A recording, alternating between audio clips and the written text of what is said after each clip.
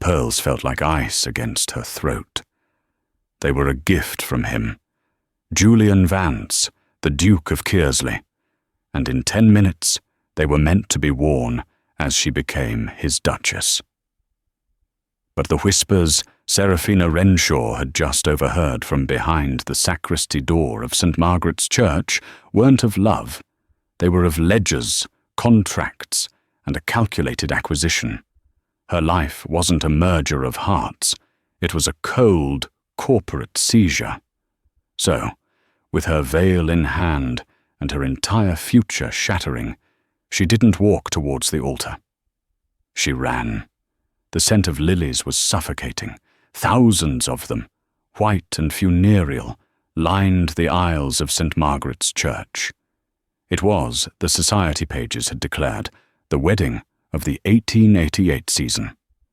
Miss Seraphina Renshaw, of a respectable but impoverished bloodline, was to marry the most powerful and elusive man in England, Julian Vance, the Duke of Kearsley. Seraphina stood in the small bridal chamber, her hands shaking so violently that her maid, Clara, had to fasten the last of the 30 pearl buttons on her satin gown. "You're trembling, miss," Clara murmured, her voice kind. "It's just nerves. Every bride has them. Why, when I married John..." Seraphina tuned out the comforting words. It wasn't just nerves, it was a deep, unsettling dread. Julian was a kind man, she told herself. Distant, certainly. He spoke more of shipping tonnage and grain futures than of poetry or feeling. But he was proper. He was her family's salvation. Her father's ailing finances would be restored. Her younger sisters would have seasons of their own. All it cost was her. I need a moment alone, Clara. Please." "But miss, the organ is about to..." "Just 1 minute, please." Clara curtsied, her face creased with worry, and slipped out the door. The moment it clicked shut, Seraphina pressed her forehead against the cool stone wall. What was she doing? She didn't love him. She admired his strength, his sharp intelligence, his handsome, severe face that rarely smiled. But love? She felt more affection for her father's Irish wolfhound. She paced the tiny room, the heavy silk of her train whispering over the stone. She needed air. A side door, half hidden by a tapestry, led to a small passage. She reasoned it led to a garden. Anywhere but this box, she slipped through it.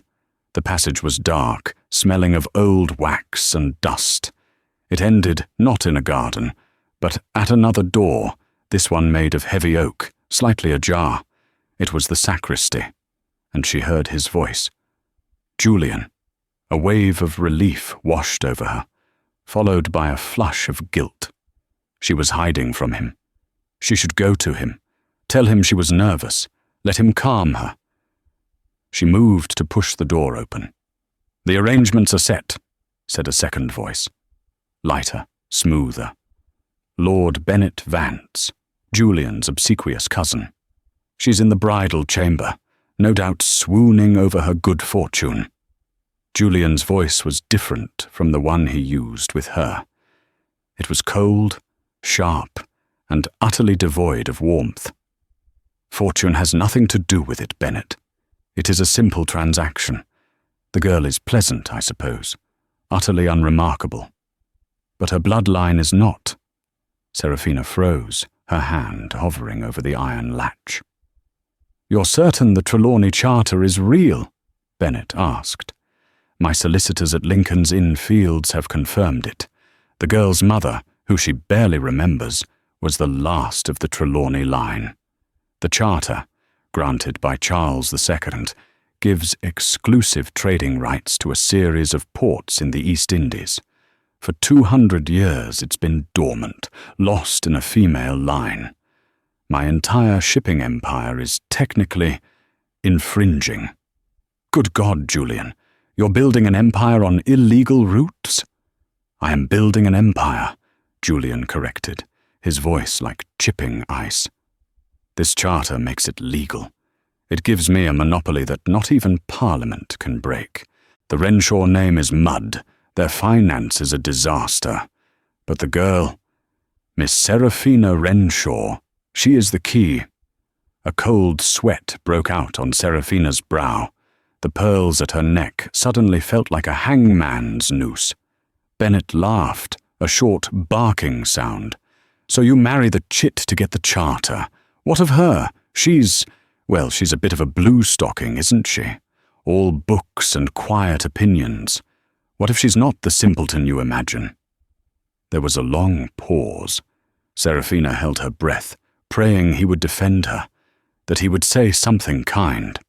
"She is a key, Bennet," Julian said, his voice laced with a terrible finality. "A rather plain key, but one that unlocks a vault worth millions. Once the papers are signed and the marriage is consummated, the charter is mine by law. She will be a duchess. She'll be content with her jewels and her title. She has no head for business, and she'll be grateful. That is all she was designed for. She has no head for business, a rather plain key, that is all she was designed for." The words struck her harder than a physical blow. The world narrowed to a single, roaring point. The man she was to bind her life, to saw her as a tool, a simple, dull object to be used and then set aside, placated with jewelry. She looked down at her dress, the veil, the ring he had given her, a cold, massive sapphire. It was all a lie, all of it. Panic, cold and sharp, seized her. But beneath the panic was a new, unfamiliar feeling, rage. She backed away from the door, her movements silent. She fled down the dark passage, back into the bridal chamber. Clara was gone, likely to find her father. She was alone. The organ music swelled, a triumphant, deafening prelude to her sacrifice. No, the word was a whisper in her soul, but it echoed with the force of a cannon. She tore the veil from her hair, the priceless heirloom lace ripping in her fingers. She didn't care. She wrenched the pearl necklace from her throat. It broke, the beads scattering across the stone floor like tiny, useless tears. She looked at the main door, where her father would soon appear to lead her to the slaughter. Then she looked at the side door to the street, the one used for deliveries. She grabbed the heavy woolen cloak Clara had worn to the church and thrown over a chair. It smelled faintly of rain and coal smoke. She threw it over her magnificent, ridiculous white dress, pulling the hood deep over her face. With one last look at the pearls rolling into the shadows, Seraphina Renshaw, the plain key, slipped out of the side door and into the grimy, chaotic, indifferent streets of London, just as the organ played the first triumphant notes of the wedding march. London was a hostile, roaring beast. The din of iron-shod wheels on cobblestones, the shouts of costermongers, the thick, acrid smell of coal smoke, it all assaulted her senses. She was a woman in a ruined wedding dress under a common cloak, with no money save for the few coins in a reticule she hadn't thought to grab. She was an object of derision. Men leered. A woman wheeling a pie cart spat on the pavement near her, muttering about fine ladies. She had to get off the street. She had to think. Where to go? Her father's townhouse? He would drag her back to the altar before her apologies were even finished. Her friends, they were all at the church, waiting. The Trelawney Charter. The name echoed in her head. Her mother's line. The one thing he wanted. The one thing that was hers. There was only one person in the world who had ever spoken of the Trelawney name with anything other than dismissal. A person her father had forbidden her to see, calling her a radical, an embarrassment, and a spinster. Her great-aunt, Lady Gwendolen Trelawney. Gwendolen lived in Bloomsbury, a neighbourhood her father considered practically a slum, populated by writers and academics. Seraphina had met her only once, at a funeral, and had been fascinated by the woman's sharp eyes and sharper tongue. It was an impossible, desperate gamble. She had to get there. She saw an empty, handsome cab. She flagged it, her voice trembling. Bloomsbury. Bedford Square. The cabby eyed her ruined state. "Got the coin, miss?" She remembered the pin holding her ripped veil together, a small, diamond-encrusted dove, a gift from her grandmother. She ripped it from the fabric. "Will this cover it?" The cabby's eyes widened. "It'll cover a trip to bloody Scotland, miss. Get in." The ride was a blur of panic and shame. The jilting bride. She would be the scandal of the decade. Her family was ruined.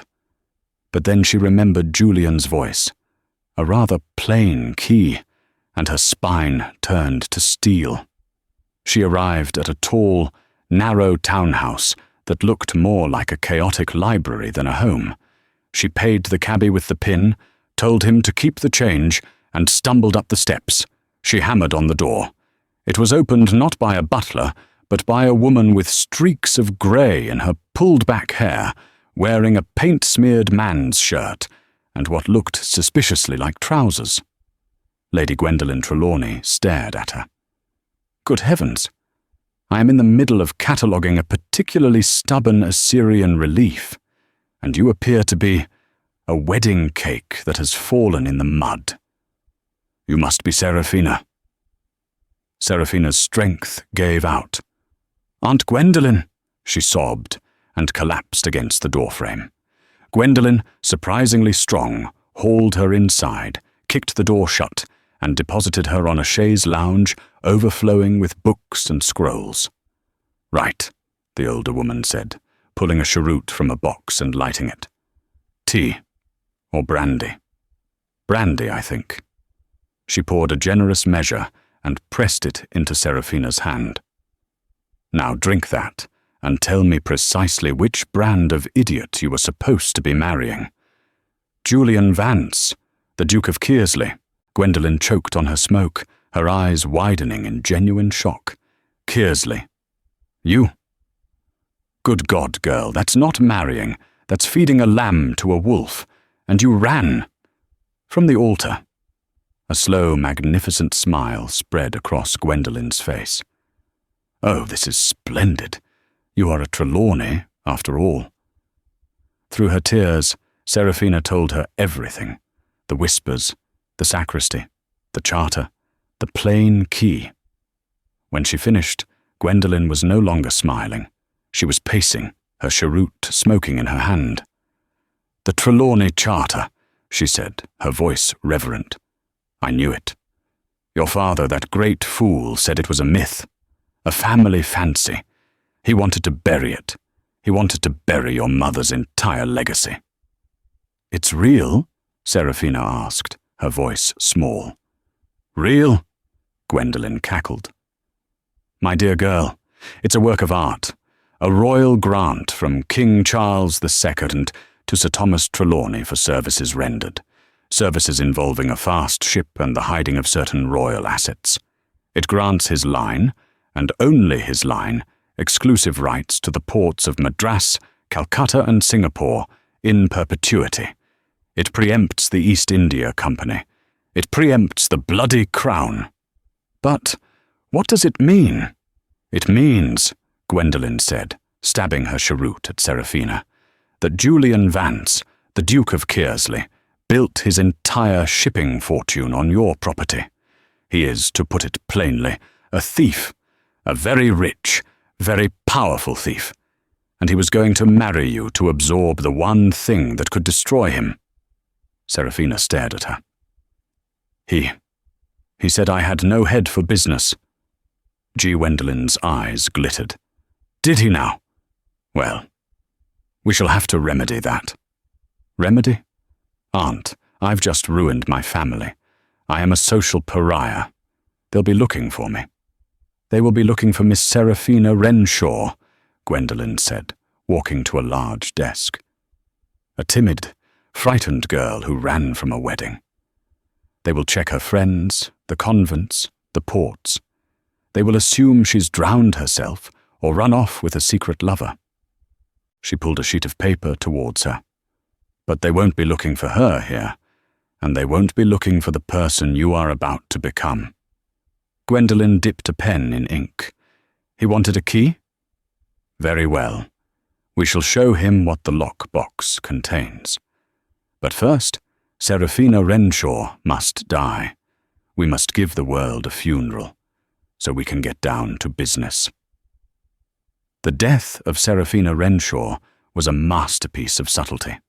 Lady Gwendolen did not plant a body, nor did she engage in cheap dramatics. She simply used the power of the press. A few days after the disastrous wedding, a small, heavily veiled woman, Seraphina, coached in every gesture, was seen weeping at London Bridge. She left a single, sodden satin glove on the parapet. A few days later, Gwendolen's solicitor, Mr. Davies, placed a discreet item in the Times agony column. Begging SR to return, all is forgiven. The lack of a body, combined with the public jilting, led to the inevitable conclusion. The poor, fragile Miss Renshaw, broken-hearted and shamed, had thrown herself into the Thames. The Duke of Kearsley, for his part, maintained a cold, furious silence. He doubled the number of private investigators, but they were all looking for a fugitive. They weren't looking for a corpse. Society whispered for a few weeks, then, as it always does, moved on. Meanwhile, in the dusty, book-filled sanctuary of Bedford Square, a new woman was being forged. First, Gwendolen announced, we must change your appearance. Not a disguise, but a uniform. Disguises are for spies. Uniforms are for people in power. Seraphina's soft brown hair was cut short and pinned up in a severe, practical style. The fashionable, restrictive dresses were replaced with dark, tailored walking suits of grey and navy wool. She was given a pair of plain, wire-rimmed spectacles. Not for your vision, Gwendolen explained. For theirs. Men are remarkably dismissive of a woman in glasses. They assume she is a secretary or a governess. It makes them careless. She was introduced to the world as Mrs. Seraphina Finch, a young widow. Her late husband, a fictional academic named Dr. Aris Finch, had died of a fever in Greece, leaving her a modest but comfortable inheritance. The widow status was Gwendolen's masterstroke. It made her respectable, but more importantly, it made her invisible. She was no longer a marriageable commodity. She was a ghost in the machine of London society. And then her education began. It was not the polite watercolours and serviceable French of her youth. This was a brutal, relentless baptism by fire. You are the heir to a shipping charter, Gwendolen snapped, throwing a book on the table. Then you will learn about shipping. Read this. It was Adam Smith's The Wealth of Nations. When she finished that, it was Ricardo on taxation. Then volumes on maritime law, contract law, and the complex ledgers of global trade. Every morning, she read the financial papers, from the Times to the Financial News. Kearsley deals in tea, grain, and opium, Gwendolen instructed. You will learn the harvest schedules in Ceylon. You will understand the futures market for wheat in Chicago. You will know the price of a chest of opium in Canton. It was grueling. There were nights Seraphina wept into her pillow, her head pounding with figures and legal jargon, convinced she was the simpleton Julian had claimed. I can't, she cried one night, throwing a ledger across the room. It's too much. I'm not this person. Gwendolen didn't comfort her. She picked up the book. No, you're not. You're the person you were before, a girl raised to be a pretty, quiet piece of property. The person you are becoming is the person you were born to be, a Trelawney. Now pick up the book. The Kearsley shipping line just posted its quarterly earnings. Find his weakness. Seraphina Her face, stained with tears and ink, picked up the book, and for the first time she saw it. A vulnerability. He was over-leveraged in his new steamship line, paying exorbitant interest rates to Baring's bank. His debt, Seraphina whispered. It's massive. Gwendolen smiled. Exactly. He's fast, but he's expensive. Your charter, it's all based on sale. Slower, yes, but cheaper. And you own the ports. A year passed. Mrs. Finch, the quiet widow, became a fixture in Gwendolen's radical circle. She met with Mr. Davies, the solicitor, who was now quietly, meticulously, preparing the legal claim for the Trelawney estate. She met with Lord Alcott, an elderly banker whose family had been ruined by Kearsley's father, and who happily shared every piece of insider knowledge he had. Mrs. Finch was quiet. She was observant. She was dismissed by everyone, and she learned. The final test came 6 months later. Gwendolen insisted Mrs. Finch attend a public lecture at the Royal Geographical Society. The topic, New Trade Routes to the Orient. Seraphina sat in the back row, taking notes. The room was full of bearded, self-important men. As the lecture concluded, a man stood to ask a question. His voice was cold, precise, and cut through the murmur of the hall. Her blood turned to ice. Julian, the Duke of Kearsley. He stood not 20 feet from her. He looked thinner, and there was a hard, angry set to his jaw. He had not, she noted with a strange, cold satisfaction, thrived in the last 18 months. He was there with Bennet, who looked bored. As Julian finished his curt question, his gaze swept the room. It passed over her, lingered for a fraction of a second, and moved on. He had looked right at her, and he had seen nothing. Just a plain, bespectacled woman in widow's weeds, a piece of furniture. Seraphina adjusted her glasses, her hand perfectly steady. She turned her gaze back to the lecturer and made a note in her ledger. The metamorphosis was complete. Seraphina Renshaw was well and truly dead. Mrs. Finch was ready to go to war. The war began not with a cannon shot, but with the dry scratch of a pen on parchment. Mr. Davies, a man who possessed all the warmth of a chilled legal document, was the chosen instrument. The Duke's flagship, he reported, peering over his own spectacles at Mrs. Finch. The Kearsley Star. She is loading at the Tilbury docks. Her cargo is tea from Ceylon. Her manifest, which a contact of mine at Lloyd's of London procured, shows her destination as London, via Madras. Seraphina looked up from her maps. Madras? He's brazen. He is, Gwendolen agreed. Or more likely, he's arrogant. He believes the Trelawney Charter is a ghost story. Then it's time he saw the ghost, Seraphina said. Her voice was calm, low and even. It startled her, this newfound coldness. Mr. Davies, can we seize the ship? Mr. Davies allowed himself a small reptilian smile. The charter is ironclad. The ship is in British territorial waters, and its manifest clearly states its intention to dock at a port to which your charter holds exclusive title. We can't seize it, but we can impound it. We can file an injunction against the Kearsley shipping line, pending a full legal review of the Trelawney claim. It will stop the ship. It will freeze it in the water, madam.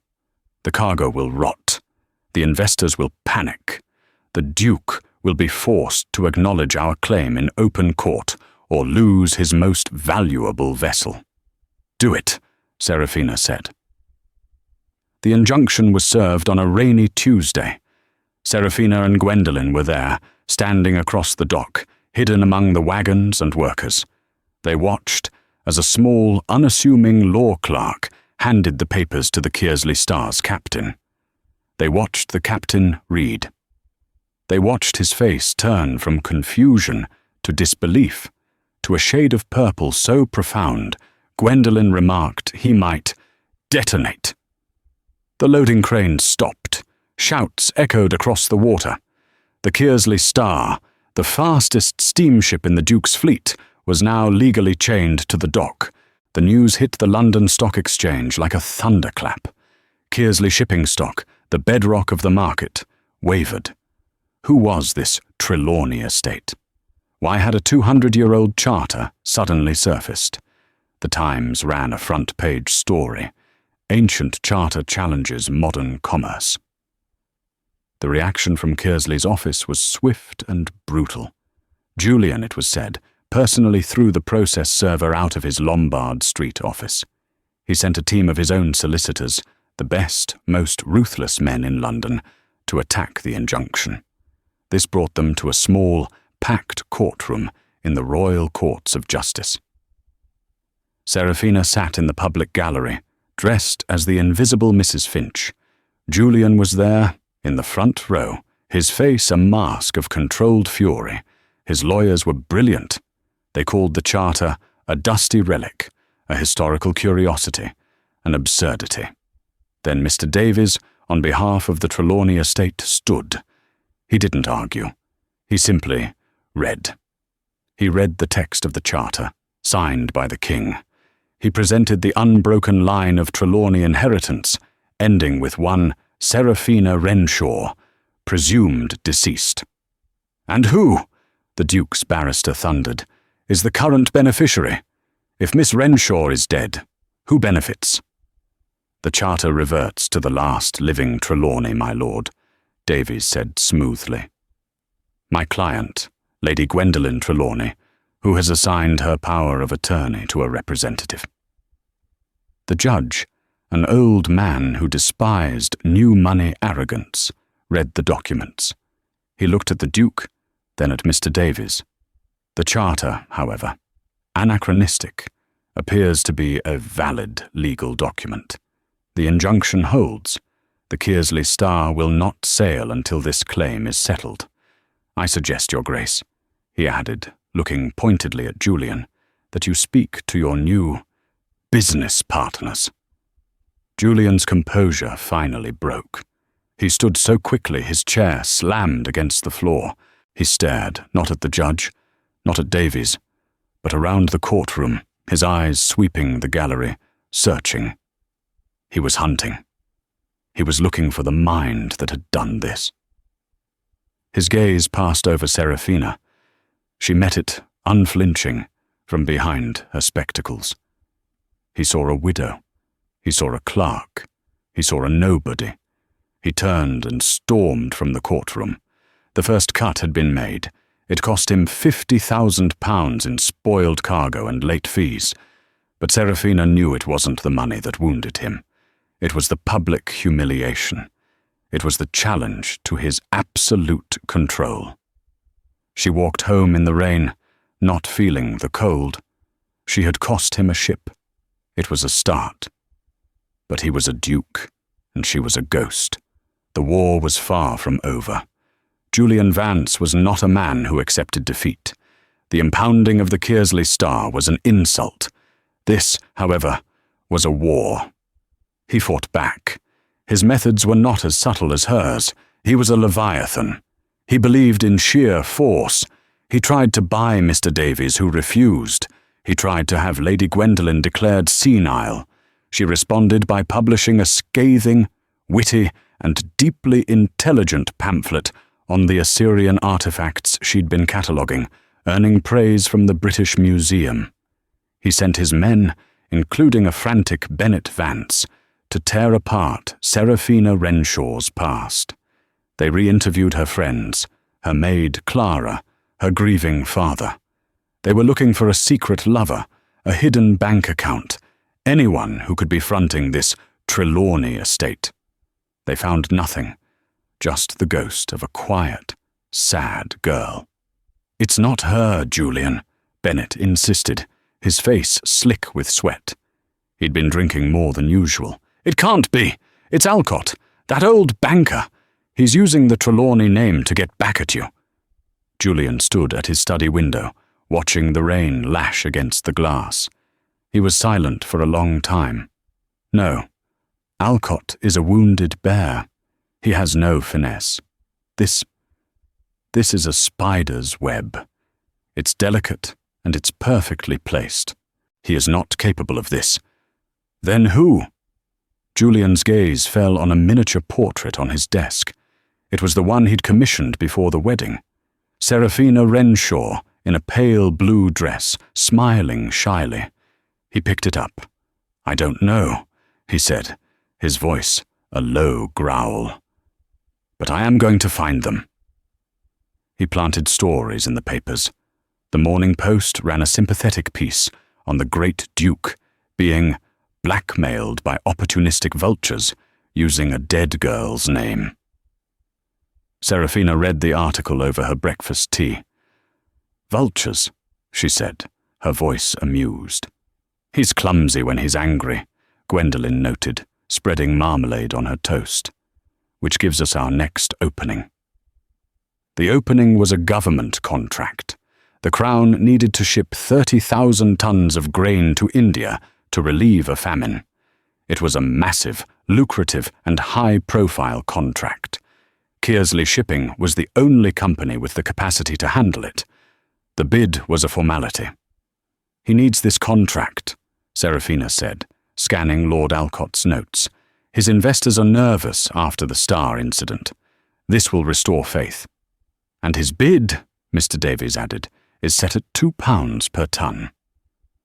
"We," Seraphina said, "will bid £1 10 shillings. "My dear," Gwendolen said, "we don't have ships. We have one impounded ship and a piece of paper. We don't need to win, Aunt. We just need him to lose." The Trelawney estate, represented by Mrs. Finch and Mr. Davies, entered the bidding process. The Government Procurement Office was confused, but the Trelawney Charter gave them a preferred vendor status that couldn't be ignored. Seraphina, in her severe grey suit, sat across the table from Julian Vance himself. He stared at her. This time there was a flicker of something in his eyes. Not recognition. Puzzlement. As if she was a sum that didn't add up. Why was this drab little widow, this associate of his aunt's eccentric lawyer, present at a bid of this magnitude? The Crown representative cleared his throat. "Your Grace, your bid of £2 per ton is..." "Noted." "Mrs. Finch, your bid?" £1 10 shillings, sir," Seraphina said. Julian's head snapped towards her. He didn't speak. He just stared. £1 10? The representative stammered. "Madam, that's practically giving it away. Can you prove..." "We can and we will," Seraphina said, pushing a folder across the table. "Our charter grants us favourable porting fees. We pass the savings on to the Crown." Julian said nothing. The air was thick with his silent, calculating fury. He was trapped. He couldn't go lower. He'd lose money on every ton. He couldn't expose her as a fraud without exposing his own company's legal vulnerability to her charter. "The contract," the representative said, "is awarded to the Trelawney estate." Seraphina stood, gathering her papers. "We are, of course, willing to subcontract, Your Grace," she said, her voice mild. "Should you wish to move our grain, for a fee, your ships are very fast. We would, naturally, lease them at a competitive rate." She had not only taken the contract, she had offered to hire him. As an employee. He still said nothing. But as she walked past him, his voice, low and dangerous, stopped her. "Mrs. Finch." She paused but did not turn. "I do not know what game you are playing," he said, his voice barely a whisper, "or who you truly are. But I will find out. And when I do, you will find I am a very thorough opponent." Seraphina turned slowly. She looked him directly in the eye. "I am a widow, Your Grace, tending to my late husband's estate. I'm not playing a game. I'm simply in business. Good day." She walked out. She did not let her hands tremble until she was safely in the carriage. She had won. She had beaten him in his own arena. But the look in his eyes, it was no longer anger. It was a cold, sharp, and terrifying interest. He was finally beginning to see the key. That night she attended an art auction at Christie's with Gwendolen. It was a rare indulgence. As she was observing a set of constable sketches, she heard a familiar, slurred voice. "Mrs. Finch? It is Mrs. Finch, isn't it?" It was Lord Bennet Vance. He was flushed, well into his cups, and looked utterly miserable. "Lord Bennet," Seraphina said, her voice cool. "A pleasure." No, pleasure's all mine," he slurred. "My brute of a cousin. He's in a mood, a foul mood, talking about grain and widows. Doesn't make a lick of sense." He leaned in, his breath hot with brandy. "You're a sensible woman. You're not like the others. You understand. Numbers." "I try," Seraphina said. "He's obsessed," Bennet whispered, gripping her arm. "Julian, he's ruining us over this ghost, this Trelawney thing. He's selling assets to fight it. Selling. He's not himself." Seraphina's heart beat a little faster. "I am sorry to hear that, my lord. Perhaps he simply needs a new perspective." "He needs to forget that girl," Bennet hissed. "That, Seraphina, that's what started all this. She ran off, and he's been mad ever since. Mad." He stumbled away, leaving Seraphina in the shadow of a large, gilt-framed portrait. He was selling assets. He was obsessed. Not with the money. With her, the ghost. She had drawn him into her world, the world of ledgers and contracts he thought was his alone, and he was lost. The news of the Duke's retrenchment, as his circle called it, became the talk of London. To cover his losses from the Star and the lost grain contract, Julian Vance was being forced to sell. He wasn't just selling bonds. He was selling his heritage. A collection of art, acquired by his grandfather, was to be auctioned at Christie's. It was a sign of true desperation. "He's liquidating," Lord Alcott reported to Seraphina, his eyes bright with a vindictive glee. "He's trying to raise capital to build a new fleet of ships that don't infringe on your charter. He's going to fight you on the open seas." "Then he mustn't be allowed to raise that capital," Seraphina said. "We can't outbid him for his own paintings," Gwendolen warned. "We don't have that kind of money. We've been costing him money, not making it." "We don't need to buy it all," Seraphina said, her gaze fixed on the auction catalogue. "We just need to buy one piece, the centerpiece." It was a painting by George Romney. The Unseen Duchess. It was a portrait of Julian's great-grandmother, a woman who had been a famous intellectual and political hostess. The painting was considered the soul of the Kearsley collection. Its estimated price was staggering. "We will buy that," Seraphina said. "Seraphina," Gwendolen said. "That is foolish. It's ego. That's his move." "No," Seraphina said, a cold smile touching her lips. "It's a business decision. He's a very proud man. He cannot and will not let that painting go. He will bid against us. He will overpay. He will empty his reserves to keep it. And we will simply stop bidding. We will drive the price so high he ruins himself just to win it back. We will bleed him dry on his own pride." The auction hall at Christie's was packed. This was not just an auction. It was an execution. Every rival, every gossip, every enemy of the Kearsley line was there to watch the Duke bleed. Julian was there. He sat in the front row, alone. No Bennet. His face was pale, carved from marble. Seraphina and Gwendolen took their seats in the back, as Mrs. Finch and her elderly aunt. The auction began. The smaller pieces went. Then the Unseen Duchess was brought onto the stage. A hush fell. The auctioneer began the bidding. It climbed, fast. £10,000. 20. Julian kept his hand down. He was letting the room fight it out. 30,000, someone in the back called. The room quieted. 31,000. The voice was clear, calm, and female. Every head turned. Mrs. Seraphina Finch, the quiet widow, had her bidder's paddle raised. Julian's head whipped around. He stared at her. This time there was no puzzlement. There was dawning, horrified, and absolute recognition. He knew. In that instant, he saw it all. The glasses, the severe hair, the plain dress. It was all a costume. He wasn't looking at Mrs. Finch. He was looking at Seraphina Renshaw. A slow, dangerous smile lit his face.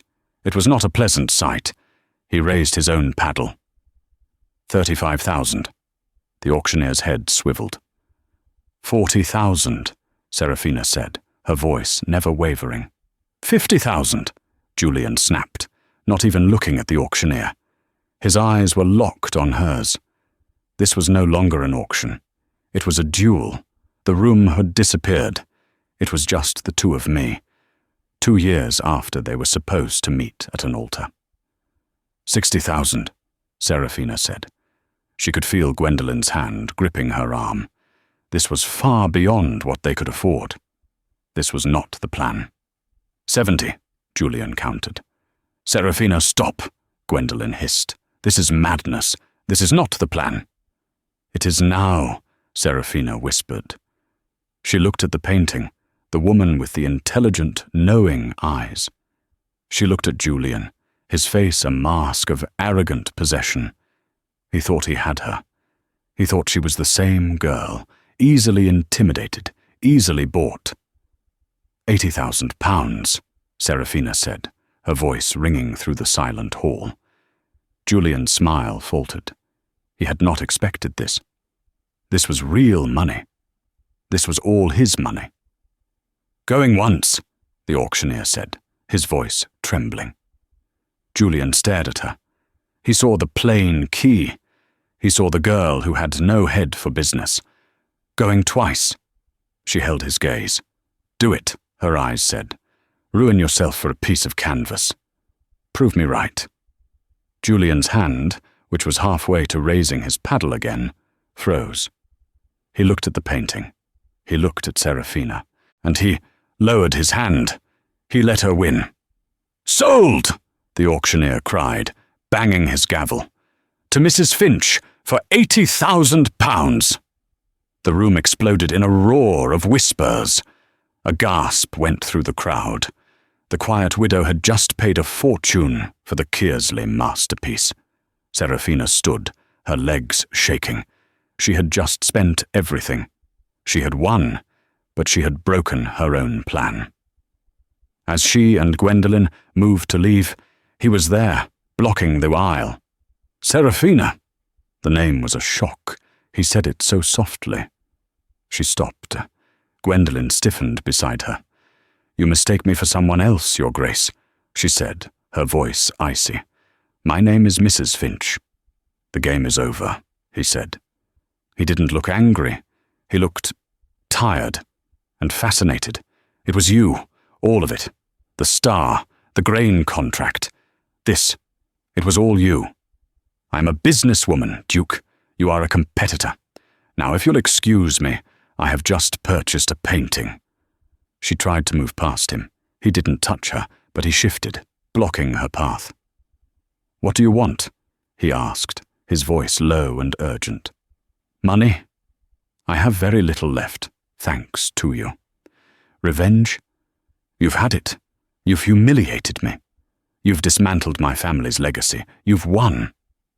So, what is it you want? Seraphina looked up at the man she was supposed to marry, the man who had dismissed her, who had called her a plain, unremarkable tool. I am not taking revenge, Your Grace, she said, her voice clear and cutting, drawing the attention of those nearby. I am simply claiming what is mine. You taught me the rules of acquisition. I found I am a very good student. Now get out of my way. She brushed past him, her shoulder hitting his. She did not look back. She had the painting. She had his respect, and she had just spent every penny she had. She had won the battle, but she had a terrifying feeling she had just lost the war. The purchase of the Romney painting was a spectacular, ruinous victory.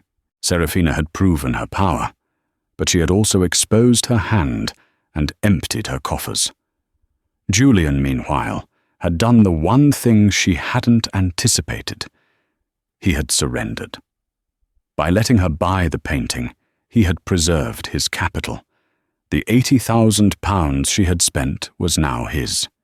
He had lost the symbol, but he had kept the cash. He had, in effect, sold his family's legacy to her. The financial papers were brutal.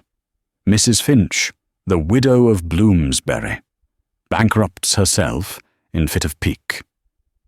Kearsley, cash-rich, poised for new venture. He had outmaneuvered her. He had let her pride be his salvation. Gwendolen was furious. You let him get in your head. You bid with your heart, not your ledger.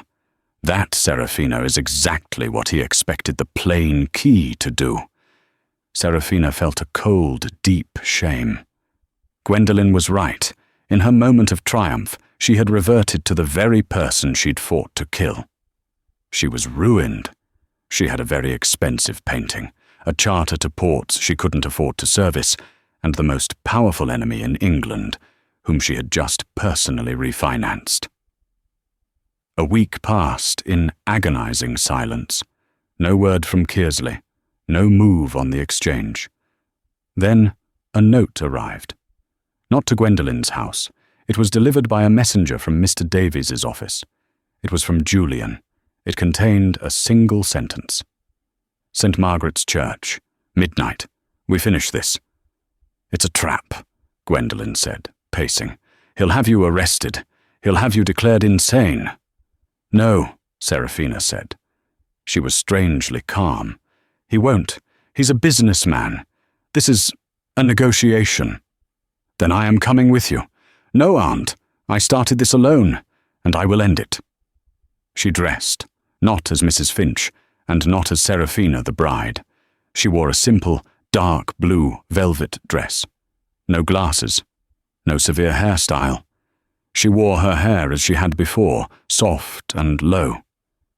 She was herself. St. Margaret's Church was dark, the massive doors unlocked. The air was cold and smelled of stone and lilies, a ghostly echo of the scent that had driven her away. He was there, standing at the altar, where she should have met him. She stopped at the end of the aisle. The role reversal was so profound, it was almost laughable. He was waiting at the altar. She was the one who had to walk towards him. She made the long walk, her footsteps echoing in the vast, empty space. He watched her come. He was not in formal wear. He was in a simple, dark suit. He looked as he had at the auction, exhausted but sharp.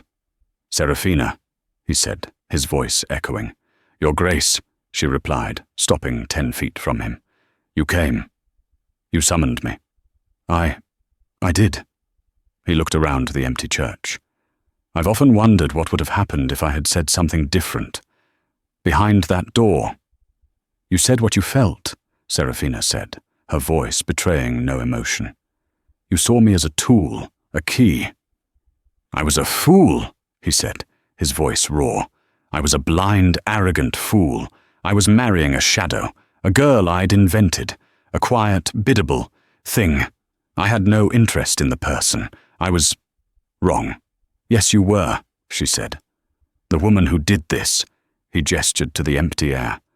The woman who impounded my ship, who stole my contract, who outmaneuvered my lawyers, who humiliated me at Christie's. That woman, she is magnificent. He took a step down from the altar. I didn't understand. I'm a man who deals in assets, in value. I saw your charter, and I underestimated the value of the woman who came with it. My value was never tied to your valuation, Julian. That was my mistake, and yours. I know. He stopped, just out of arm's reach. I let you win at the auction. I knew you were bidding with your last penny. I knew you were acting on pride. I let you bankrupt yourself. A fine move, she conceded. I am ruined. Yes, you are. He smiled, a genuine, pained smile. And so am I. What? The papers said what I wanted them to. The £80,000, it's gone. I paid my investors. I settled the debts you created. I have my townhouse, my title, and almost nothing else. Seraphina, we have destroyed each other. She stared at him, stunned. He had liquidated his own assets just to pay his debts. He had honor. We are at a stalemate, he said. You have the charter. I have the experience. You have the painting. I have the name. Separately, we are nothing. You are a pariah with a useless piece of paper. I am a duke on the verge of defaulting at my own club. He reached into his pocket. He pulled out a single, plain iron key. This is the key to my study, where the Kearsley ledgers are kept. He took another step, and then Julian Vance, the Duke of Kearsley, the proudest man in England, sank to one knee on the cold stone floor. He did not beg. He did not plead for love. He held up the key. You called me a plain key, she whispered, the words catching in her throat. I was wrong, he said, his voice thick, his eyes locked on hers.